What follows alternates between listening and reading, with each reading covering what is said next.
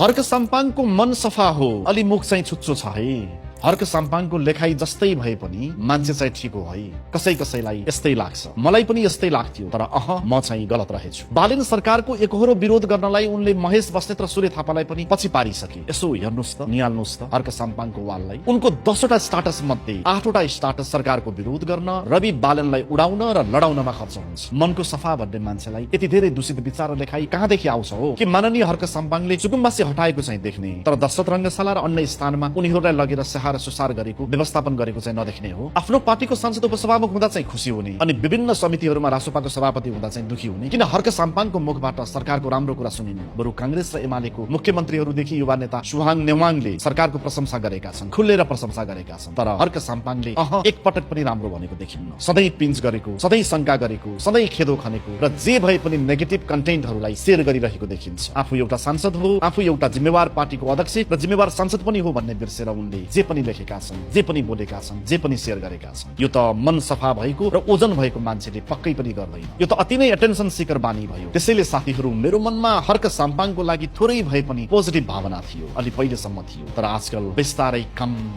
हुँदैछ। मलाई मात्र यस्तो भएको हो कि तपाईहरूलाई पनि हो? कृपया कमेन्ट गर्नुहोला है।